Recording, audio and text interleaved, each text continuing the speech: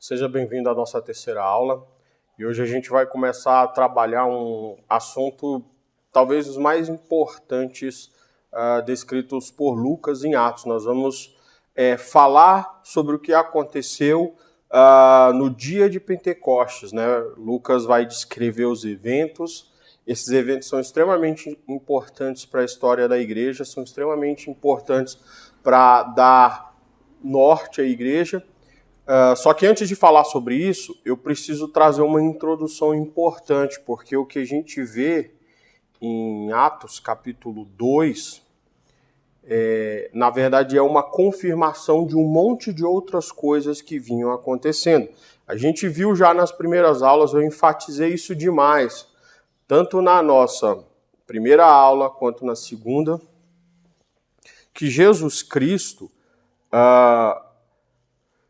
já estava orientando os discípulos que eles deveriam se preocupar em ser revestidos de poder, em receber o Espírito Santo.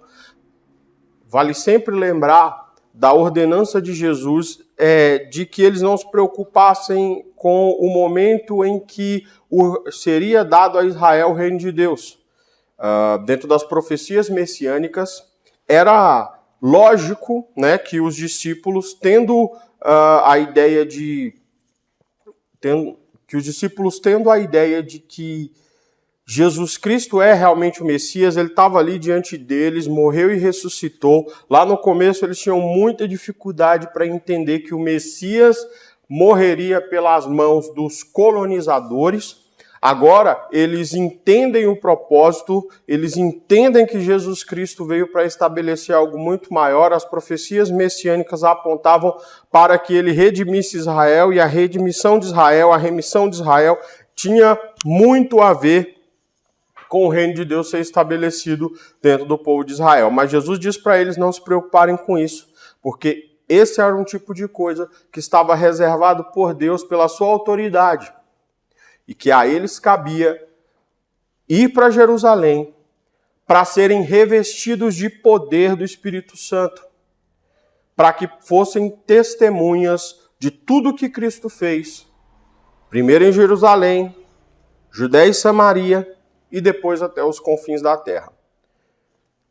O Espírito Santo, ele é extremamente importante, e nós vamos, antes de entrar no texto de Atos 2, inclusive, a gente vai trabalhar Atos por partes. Atos 2 tem muita coisa importante, a gente precisa dar atenção especial a isso. Mas antes da gente entrar em Atos 2, a gente precisa se preparar para o que aconteceu em Atos 2. Nós precisamos entender o que aconteceu em Atos 2, por que aquelas coisas aconteceram. Há muitas coisas ali que representam manifestações importantes. E para isso nós precisamos nos colocar diante do Espírito. Nós precisamos trazer o Espírito de Deus ao protagonismo nesses estudos que nós vamos fazer. Na verdade, o Espírito Santo, ele é protagonista em todo o relato bíblico. Nós vamos trabalhar agora como o Espírito Santo se revela no Antigo Testamento, e a partir disso daí, nós vamos entender realmente o que aconteceu em Atos no capítulo 2. Então vamos lá. A primeira coisa que eu quero trabalhar com vocês é que o termo hebraico para espírito, né, o termo que você vai encontrar nas versões hebraicas daquilo que nós chamamos de Antigo Testamento, é o termo ruar, tá? A minha pronúncia de hebraico não é lá essas coisas, eu sou muito leigo em hebraico, mas o que eu vejo os professores, pessoas formadas nas línguas originais, é que o termo é ruar. Ruar significa vento, né? Ele dá aquela ideia de um vento. E geralmente, na Bíblia Sagrada, no Antigo Testamento, quando estamos falando sobre espírito, quando aparece a ideia de espírito falando de Deus, né? A gente vê aqui ele em letra maiúscula, né? Mas ele aparece geralmente acompanhado dos nomes de Deus, das expressões utilizadas no Antigo Testamento para se referir a Deus. Então, por exemplo, vai aparecer Ruah Elohim, né? ou então vai aparecer Ruá e Yahué, que são dois termos, e aí as traduções aqui da Bíblia funcionam assim. Quando você estiver lendo o Antigo Testamento e você vê escrito assim, o Espírito do Senhor, você vai ler Ruá e Yahué. Né? Em hebraico, no original, você vai ver que é a tradução da expressão Ruá, né? Yahué, Espírito do Senhor. Quando você ouvir a expressão Espírito de Deus, você vai ver Ruá Elohim. E aí eu quero trazer para vocês algumas das vezes em que o Espírito de Deus é mencionado no Antigo Testamento e também registrar alguns exemplos do que ele faz também no Antigo Testamento. O Espírito de Deus se manifesta na criação. Em primeiro lugar, nós vamos ver o Espírito de Deus trabalhando e atuando na criação. Primeira coisa importante, vai lá para Gênesis capítulo 1, no versículo de número 2, diz assim, ó. A terra, porém, estava sem forma e vazia. Havia trevas sobre a face do abismo. O Espírito de Deus pairava por sobre as águas. Aqui você vê a expressão Espírito de Deus. Ruá Elohim. Esse termo mostra que o Espírito de Deus, né, a expressão ruar aqui, eles tentam, ela acontece por aproximação. É mais ou menos parecido com a ideia que a gente tem lá de, por exemplo, em Apocalipse, de que a voz de Deus é como o som de muitas águas. Eles estão comparando, né, fazendo uma comparação. É uma coisa forte, é uma coisa impactante. E aqui a expressão tem muito a ver com as manifestações que os hebreus receberam de Deus, e era mais ou menos como se fosse um vento, uma percepção talvez invisível, mas cujos efeitos nós conseguimos perceber mesmo sem enxergar esse Deus. Então, o Espírito de Deus, Ruá Elohim, estava na criação. Quero chamar a sua atenção ainda para Gênesis capítulo 6, versículo 3.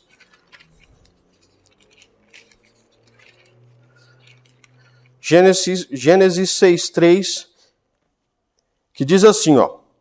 Então disse o Senhor, o meu Espírito não agirá para sempre no homem, pois este é carnal, e os seus dias serão 120 anos. Aqui nós estamos, o relato de Gênesis vai trabalhar a ideia de que, por causa da corrupção do homem, os anos de vida do homem foram se diminuindo, né? Nós temos antes disso aqui personagens bíblicos que viviam 800 anos, né? E agora Deus se manifesta e ele diz que o Espírito dele não irá atuar no homem, aí ele usa a expressão carnal. Se você não está familiarizado com isso, quando a Bíblia fala, o apóstolo Paulo gosta muito de utilizar essa expressão, ele usa muito isso em Romanos, quando ele fala de carne, de carnal, ele não está se referindo ao material. Isso é uma coisa importante que precisa ficar claro, porque essa é uma das distinções, talvez uma das grandes distinções entre a teologia cristã e, por exemplo, a filosofia platônica, né, que é a filosofia dualista. Platão ensinava que existiam dois tipos de mundo, né? Existia o mundo ideal, o mundo das ideias, que era um mundo perfeito, e existia o mundo sensível, o mundo que a gente consegue tocar. E aí ele dizia que o mundo que a gente consegue tocar, ele é completamente inferior ao mundo das ideias, né? Professores de filosofia, como o professor Clóvis de Barros, explicam que essa ideia era de que uma coisa que acontece no mundo das ideias, né, uma coisa que acontece no mundo espiritual, ela é sempre melhor e mais perfeita do que a tradução dela aqui. E aí tudo que acontece aqui é só uma sombra. Tudo isso tem a ver lá com o mito da caverna de Platão, né? Então é só uma sombra do que acontece no mundo ideal. E como uma sombra, não chega nem perto da realidade das coisas.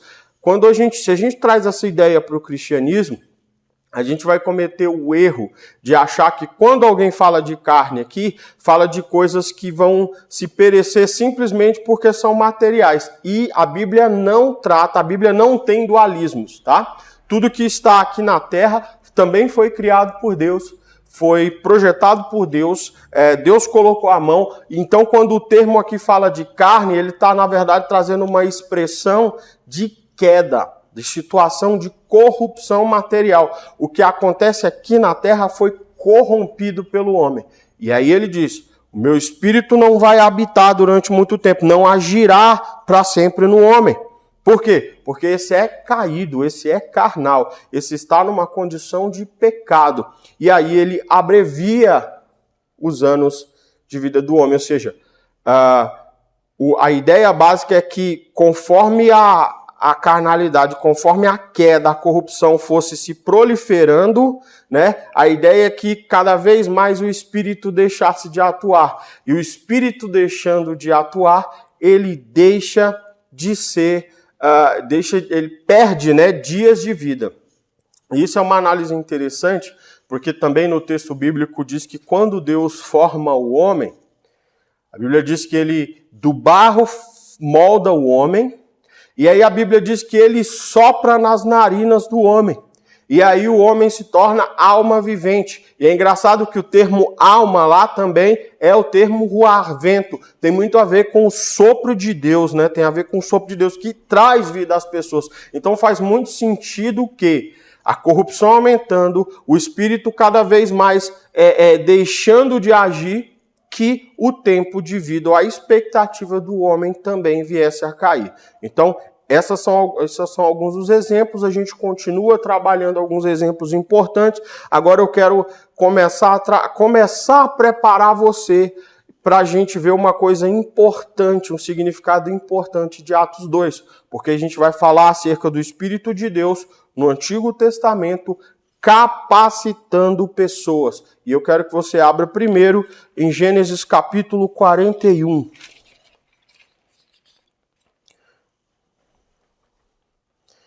Gênesis 41, 38, né? E aqui, José acabara de revelar o sonho que Faraó teve. Faraó, ele tem um sonho, né? É um sonho que o aterroriza, ele não se lembra muito bem do sonho e precisa que alguém lembre a ele e diga o que significa, né? E aí, todos os sábios, todos os magos, todas as pessoas importantes dentro da cultura do Egito não conseguiam revelar o segredo do sonho. Aí o copeiro do faraó, que tinha cumprido pena com José, lembra de José e fala, tem um homem lá, ele ficava comigo lá na prisão e eu acho que ele consegue fazer isso. O faraó traz ele, a sua presença, e ele revela o sonho. E aí, olha só o que o faraó diz acerca de José. Disse Faraó aos seus oficiais, acharíamos porventura homem como esse, em quem há o Espírito de Deus, né? Ruar Elohim. Ou seja, ele reconhece que o que José está fazendo ali, ele faz porque há uma inspiração divina. Principalmente porque a vida de José é para glorificar a Deus. Mesmo José estando longe, tendo passado pelo que passou, ele nunca deixou de dar glória a Deus, de dar crédito a Deus. Então, José faz o que faz porque há o Espírito de Deus atuando nele. Ele consegue revelar o que está acontecendo. É um espírito, é um sonho profético, anunciando coisas que ainda vão acontecer. A gente vai trabalhar mais essa ideia de profético, porque ela também é muito importante para a gente entender Atos. Mas em primeira instância você começa a ver que existe uma capacitação para realizar algumas coisas. Isso é uma coisa incrível e sobrenatural, sim, mas o Espírito Santo de Deus também capacita a fazer coisas que não necessariamente estão dentro da área do sobrenatural, como, por exemplo, habilidade artística, né? Abre comigo em Êxodo 31. Êxodo 31.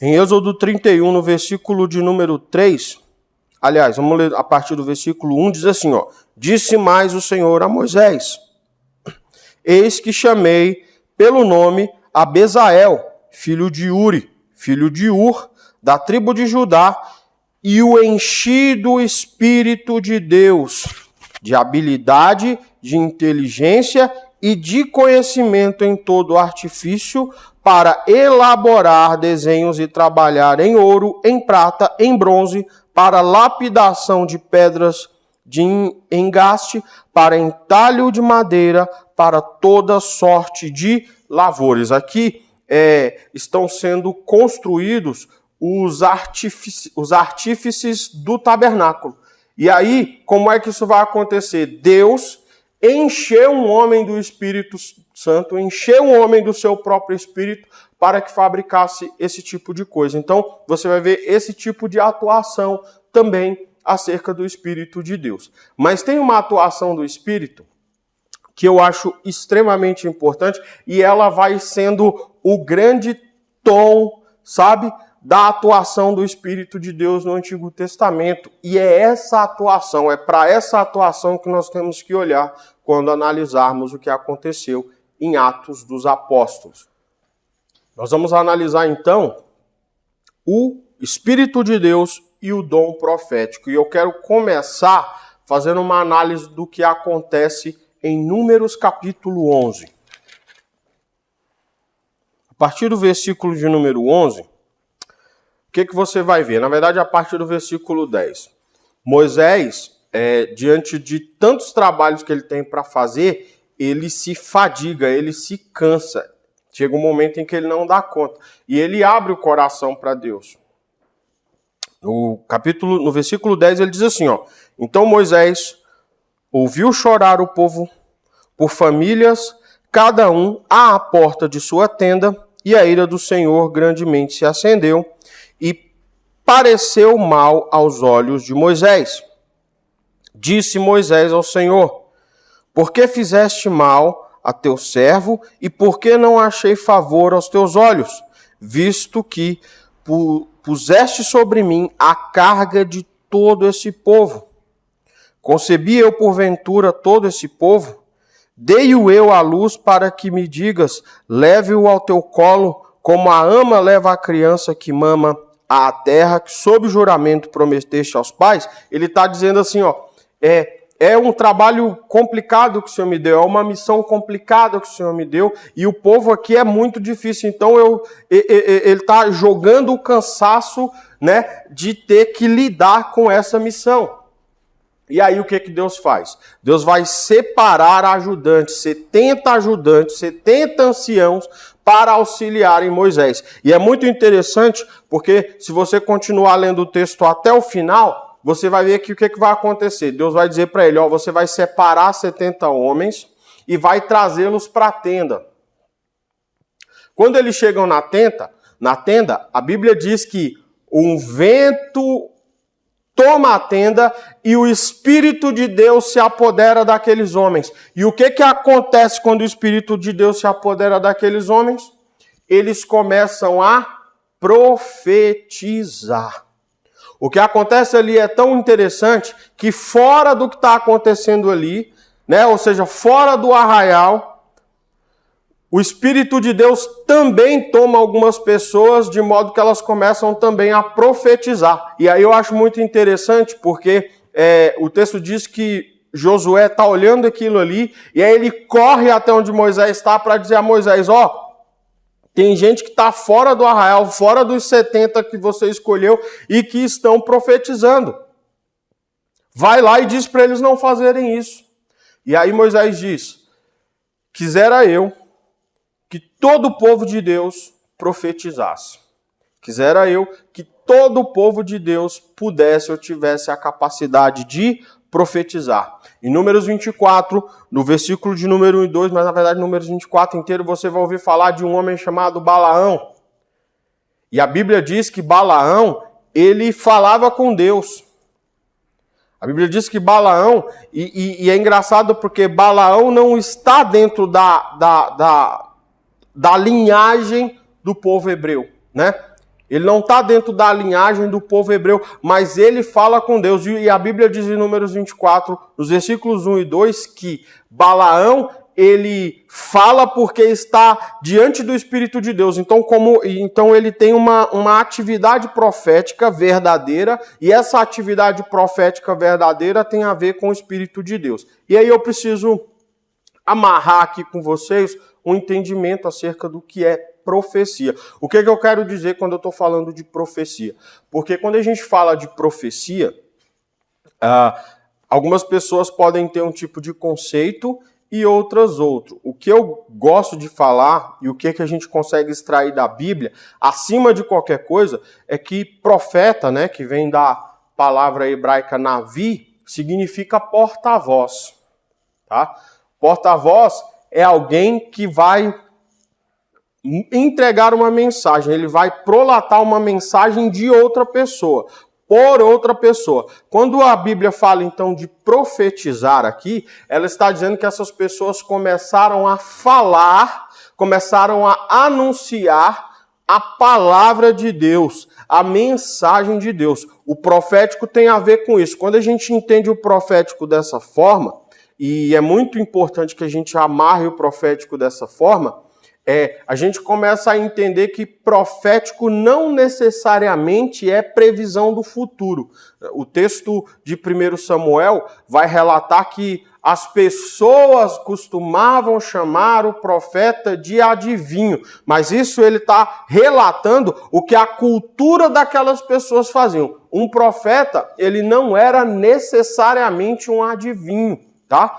Ele não era necessariamente alguém que simplesmente olhava o futuro das coisas e previa o futuro das coisas. O profeta é muito mais do que isso. Essa é uma atividade profética, mas não é a única atividade profética. Na verdade, a atividade profética deve ser sempre confundida, deve ser sempre colocada junto com a ideia de proferir a palavra de Deus. Ok? Ainda falando sobre o profético, nós vamos falar de Saul, né? Quando o povo de Israel, quando os anciãos viram, né, que os filhos de Samuel estavam corrompendo o ministério deles, Samuel era um juiz importante, os seus filhos também herdaram essa atividade ministerial, e só que os seus filhos estavam corrompendo o propósito. Então os anciãos viram aquilo, a Bíblia diz que Samuel já estava chegando já na idade, estava bem avançado em idade, então o que eles decidem fazer?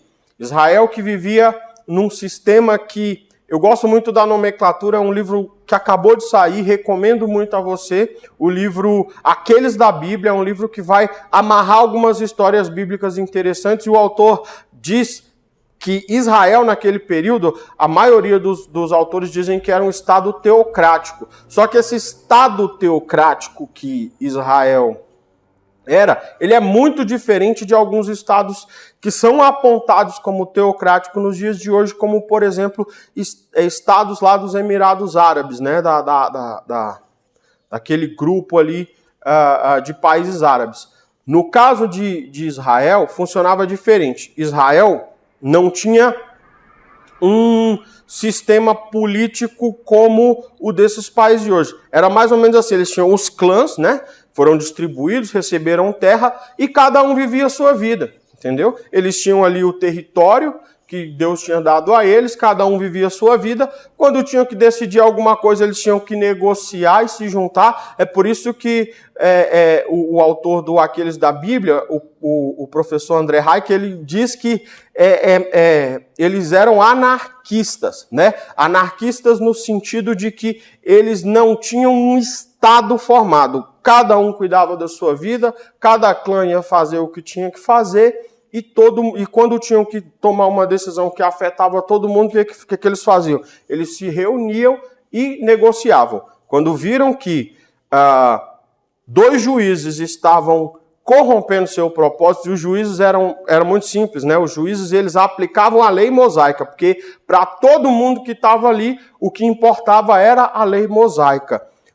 Não obstante, e exatamente por isso, Tem um jurista importante austríaco chamado Karl Lowenstein, que diz que a primeira constituição, os primeiros traços de uma constituição, a gente vê exatamente no ordenamento hebreu, porque funcionava assim, cada clã cuida de si, como eu expliquei, e aí tem a lei mosaica, e a lei mosaica era aplicada a todos. Sendo a lei mosaica aplicada a todos, quem aplicava? Exatamente esses juízes.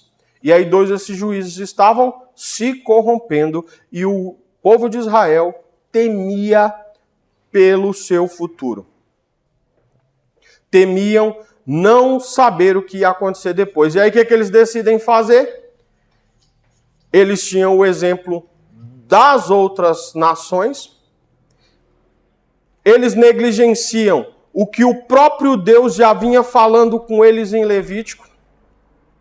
Em Levítico você vai ver, todas as vezes que Deus faz uma convocação à santidade, a ideia básica de Deus era que o povo não obedecesse, não se tornasse similar às nações que os rodeiam. Deus fala isso o tempo todo no livro de Levíticos. Não sejam como as nações que os rodeiam. Não sejam como as nações que estão perto de vocês. Deus separa, dá um modo do povo viver, mas aí eles decidem que querem um rei.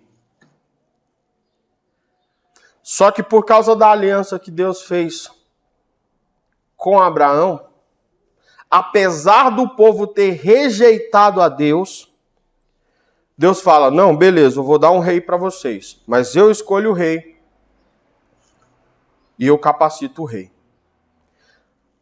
Lá em 1 Samuel capítulo 10, você vai ver a história e o relato da unção do primeiro rei de Israel, Saul.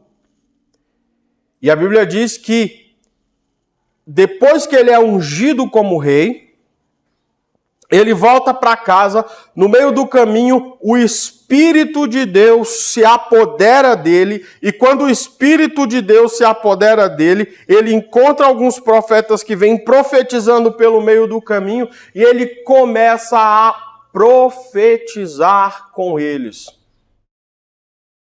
Aí você vai se lembrar, quando eles estão lá na reunião, na hora que o rei vai ser apresentado ao povo, Deus usa Samuel para dizer, vocês me afugentaram, vocês me rejeitaram, mas se o rei de vocês cumprir as minhas ordenanças, eu ainda estarei com vocês. Obviamente nós conhecemos a história, o ato de Saul, logo em seguida a todas essas recomendações bíblicas, é exatamente descumprir os estatutos e a lei de Deus. Então Deus precisa levantar outro rei. Esse outro rei é um menino, um adolescente, pastor de ovelhas da casa de Jessé, Davi. A Bíblia fala que quando Samuel unge Davi, o Espírito de Deus também toma Davi e Davi também começa a profetizar. Em 1 Samuel, capítulo 16, no versículo 13, vai falar que Davi profetizou. E aí eu quero chamar a sua atenção para dois fatos interessantes. Eu quero que você abra a sua Bíblia em 2 Samuel 23. E eu quero que você anote a referência de 1 Samuel 19. Em 1 Samuel 19 tem uma história muito interessante. Quando Davi foi ungido rei de Israel, começaram a acontecer algumas coisas, né? Você vai ver que Davi, ele vence um inimigo importante de Israel, que é o gigante Golias. Quando ele vence esse inimigo importante, ele ganha carisma do povo. Nessa época, os reis precisavam muito de carisma para governar. O povo começa a fazer cânticos que comparavam as vitórias de Saul e as vitórias de Davi. E diminuíam, tornavam ridículas, falavam que Davi superou Saul. Essas coisas começaram a encher Saul de inveja. E Saul decide que Davi é um inimigo. então ele decide matá-lo. Davi tem que fugir, né? Davi tem que sair e ir para longe. Num determinado momento de toda essa perseguição, algum informante diz que Davi está num determinado lugar. E é engraçado porque ele estava no meio de profetas e profetizava com esses profetas. Então, Saul manda mensageiros para confirmar se Davi está ali. Eu estou falando agora de um Saul que a própria Bíblia já estava dizendo que recebia também um espírito maligno. Um Saul que já está trabalhando contra o propósito de Deus, que era estabelecer Davi como rei. Saul manda os mensageiros para confirmar se Davi está mesmo naquele lugar. Quando os mensageiros chegam até Davi, o Espírito de Deus os tomam os mensageiros e eles começam a profetizar também. Eles voltam, né? Dizem que ele está lá. Aí Saul manda mais mensageiros. Quando esses mensageiros chegam lá, esses mensageiros recebem o Espírito Santo de Deus. Está acontecendo um mover muito grande ali. Eles recebem o Espírito de Deus e também começam a profetizar. De modo que o próprio Saul, indignado, vai até lá para ver se encontra Davi. E quando ele chega lá, o que acontece? Ele também é tomado pelo Espírito e começa a profetizar. História curiosa, né? Fica aí o registro para você. Mais uma coisa importante para a gente fechar esse primeiro ciclo, e aí a gente fecha também a nossa aula. Eu quero me concentrar em 2 Samuel 23. Acabei de falar para você que o Espírito de Deus estava sobre Davi, de modo que Davi profetizava. E eu quero me atentar com você a essa pregação, a essa profecia maravilhosa de Davi. Em 2 Samuel 23, a partir do versículo 1, Davi já nos seus últimos dias de vida diz assim, ó: são essas as últimas palavras de Davi. Palavra de Davi, filho de Jessé. Palavra do homem que foi exaltado, do ungido de Deus, de Jacó, do mavioso salmista de Israel. E aí olha só a palavra de Davi. O Espírito do Senhor fala por meu intermédio, e a sua palavra está na minha língua. Disse o Deus de Israel, a rocha de Israel a mim me falou. Aquele que domina com justiça sobre os homens, que domina no temor de Deus, é como a luz da manhã, quando sai o sol, como manhã sem nuvens, cujo esplendor, depois da chuva, faz brotar da terra a erva. Não está assim com Deus a minha casa? Pois estabeleceu comigo uma aliança eterna, em tudo bem definida e segura. Não me fará ele prosperar toda a minha salvação e toda a minha esperança? Porém, os filhos de Belial serão todos lançados fora como os espinhos, pois não podem ser tocados com as mãos, mas qualquer que os tocar se armará de ferro e da haste de uma lança, e o fogo será totalmente queimado no seu lugar. A interpretação teológica disso que Davi fala, principalmente quando ele fala sobre a aliança eterna que Deus fez com a casa dele, ele está profetizando acerca do Messias, ele está profetizando acerca de Jesus, né? Então ele chama para ele e diz, olha, isso está acontecendo por intermédio de mim, o Senhor falou por intermédio de mim.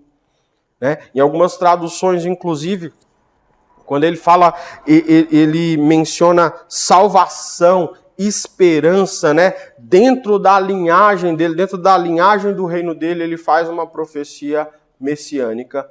Eu acho esse texto maravilhoso, acho esse texto lindo. Você já vê aqui em Davi, né, a anunciação profética do Messias. Por quê? Porque o Espírito de Deus estava sobre ele, o Espírito do Senhor estava sobre eles. A capacidade profética é o ponto importante que nós precisamos entender acerca do que aconteceu também em Atos. Por quê? Porque, olha só, eu quero que você vá comigo para Hebreus capítulo 1. O profeta é um transmissor daquilo que Deus fala. E aí é muito interessante que o autor dos Hebreus, no capítulo 1, no versículo 1, olha como é que ele introduz o seu texto. Ele diz assim, havendo Deus outrora falado, muitas vezes e de muitas maneiras, aos pais pelos profetas. Preste atenção nisso, ele está dizendo, Deus falou de muitas formas. Aos pais, ele fala, aos nossos antepassados, aos antepassados do povo hebreu, como é que Deus falava? Deus falava através dos profetas. Muita gente, a divisão que os próprios judeus fazem, o próprio povo hebreu faz da Bíblia deles, tem a ver com isso. Tem Moisés, tem escritos e tem proféticos. Onde dentro dos proféticos você vai encontrar a compilação de obras feitas por profetas. Só que Moisés, por exemplo, que foi quem desceu com a lei mosaica, ele era profeta. E o próprio texto de Deuteronômio, capítulo 34, fala que Moisés era um tipo de profeta que não haveria outro igual. Eles dizem, não haverá outro profeta maior do que Moisés. Moisés era profeta. Por quê? Porque aquela lei que ele trouxe para os homens, aqueles 10 mandamentos e toda a lei mosaica, ela na verdade veio da boca do próprio Deus. E se nós entendemos que um profeta é um porta-voz de Deus, Moisés precisa ser colocado dentro dos profetas. Ele precisa ser entendido como um profeta. E, na verdade, a própria Bíblia faz isso. Então, aqui o autor de Hebreus fala, Deus, aos nossos pais, falava pelos profetas. Só que, nesses últimos dias mudou. Ele continuou, nesses últimos dias, nos falou pelo Filho, a quem constituiu herdeiro de todas as coisas, pelo qual também fez o universo. Agora ele está dizendo, Deus falou nesses últimos dias e falou por quem? Falou por Jesus. João capítulo 1, versículos de 1 e 2 diz que no princípio era o verbo, a palavra, o Logos. O verbo estava com Deus, ou seja, a palavra estava com Deus, a palavra era Deus, e sem a palavra, nada do que foi feito teria sido feito. Porque aí ele joga lá para Gênesis, e você sabe que em Gênesis como é que Deus cria todas as coisas? Com a palavra. E aí no versículo 14 ele diz que essa palavra se fez carne e habitou entre nós. Jesus Cristo é sacerdote, e ele é o sumo sacerdote. E ao mesmo tempo que ele é o sumo sacerdote, ele é o cordeiro propiciatório. E ele também é rei. E ele também é profeta, e ele também é a própria palavra profética, porque ele é o alfa e o ômega, ele é o todo, ele é o tudo. E aqui o autor vai tratar Jesus como uma mensagem. Quando nós divulgamos o evangelho, quando damos testemunho acerca do que Jesus fez, nós estamos sendo proféticos. E aí é muito importante que você entenda que esse profético somente se estabeleceria, como sempre foi, através de capacitação do Espírito Santo de Deus. Essas são as nossas primeiras considerações. Na próxima aula a gente vai adentrar no texto de Atos capítulo 2. Fiquem com Deus e até a próxima.